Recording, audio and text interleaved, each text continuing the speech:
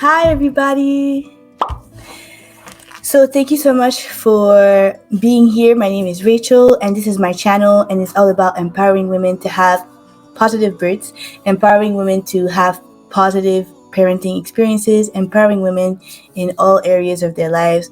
And today, I wanted to talk about 5 questions that are going to help you determine if your OB or your doctor is a match for you.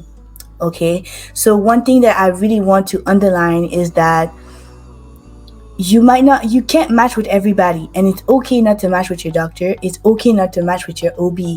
Maybe their philosophy doesn't work with yours. Maybe their vision doesn't work with yours. It's really up to you to make those decisions. And I really want to stress that because we feel like we don't have a choice. Like we've been assigned a doctor or we found the first doctor and that's the one that we're going to go. No, you have the right to change doctors if it doesn't click, and it's okay.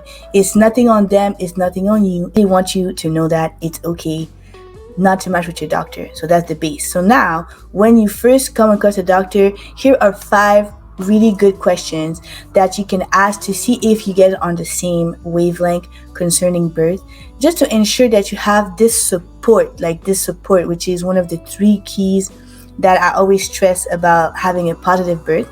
So you have this support, and the doctor is a really key component, obviously. So the first question is, what's your general philosophy about birth and pregnancy? Okay, so what is your general philosophy concerning birth and pregnancy?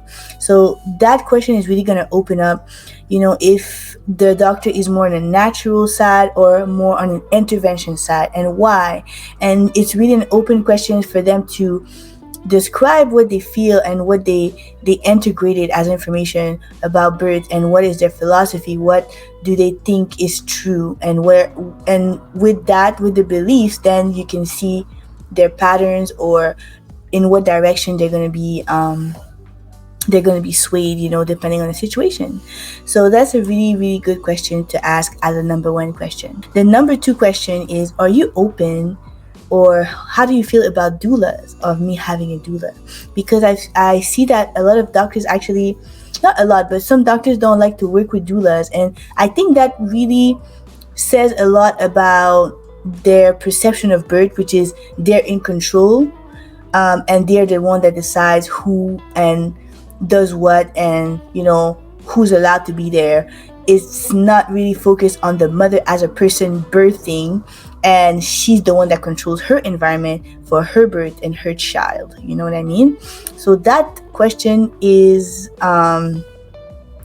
really eye-opening in that way. So what do they feel about doulas, me hiring a doula, and me having my doula there to support me as an ally, as a part of the team? You know what I mean? Number 3 is, what is your policy when labor stalls, when dilation is slow? So that you want to know that, to make sure that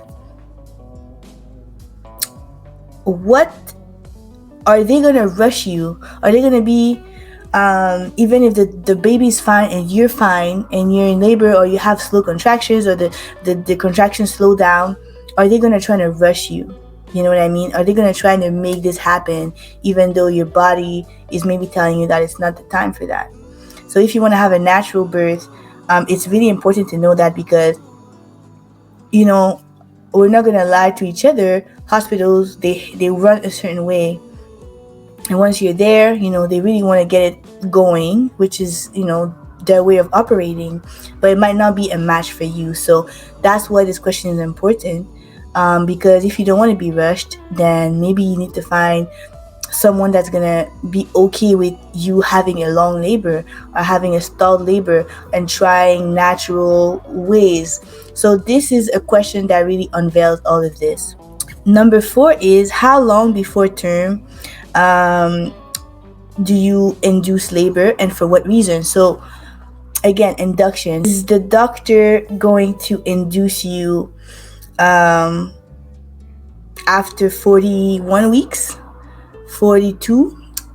So how long beyond the term are they going to induce us? So how long are they going to let you go? And for example, last 2 kids, because I have 3, but my last 2 kids were way past the due date, way past their due date. I'm going to do it like this. And sometimes they get very like, okay, you need to get to the hospital, you need to get induced, and I didn't want to do that. And my last child actually was 42 weeks, so I really held it as long as possible. Actually, even, anyways, I'm not going to get into it. So how long beyond term, and for what reasons do you induce? Okay. And then you can also ask them the percentage. What's the percentage of women do you induce? Like, if the doctor has a 90% induction rate, that tells you something. Then the last question is really important, is how frequently and for what reasons do you perform C-section? So again, percentage.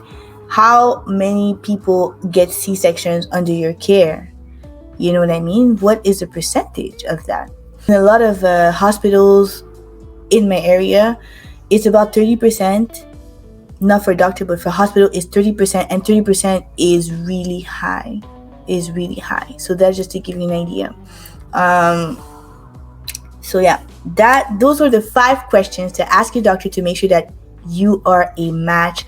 Again, you can choose your doctor. If you're not a match, you can find someone else. So that was my video, and I really hope that helped. Thank you so much for watching, and stay tuned for the next video.